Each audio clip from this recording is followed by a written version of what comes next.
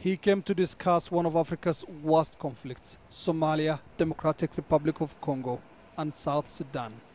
But only one dominated his visit here, South Sudan.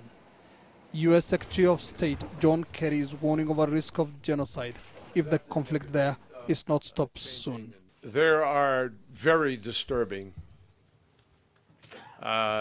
leading indicators of the kind of ethnic, tribal, targeted, nationalistic killings taking place that raise serious questions, and were they to continue in the way that they've been going, could really present a very serious challenge to the international community with respect to the question of genocide. Kerry's visit to Ethiopia is part of the rush of international diplomacy to save the people of South Sudan from each other. The United States was critical in South Sudan gaining independence, so its opinion should hold sway. John Kerry came with a clear message for the warring parties in South Sudan that they will be held accountable if they do not take the necessary steps to end the hostilities.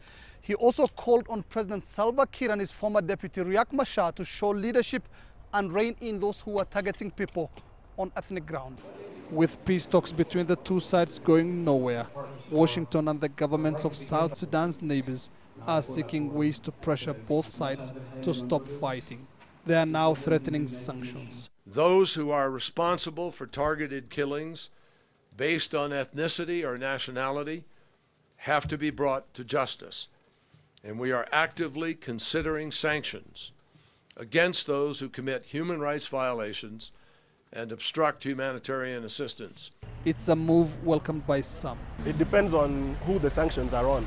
If the sanctions are going to affect the people of South Sudan, if you close borders of Kenya and Uganda, then it will affect the people of South Sudan. But if you make targeted sanctions on certain individuals, then yes, of course, it will have a big impact.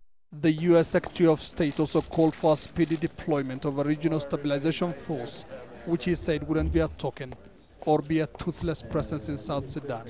East African leaders agreed in March to deploy an armed stabilization force to South Sudan, but those troops have yet to arrive. Ethiopia, Kenya, Burundi, Djibouti and Rwanda have all pledged to contribute soldiers to the force. Mohammed, Adow, Jazeera, Addis Ababa, Ethiopia.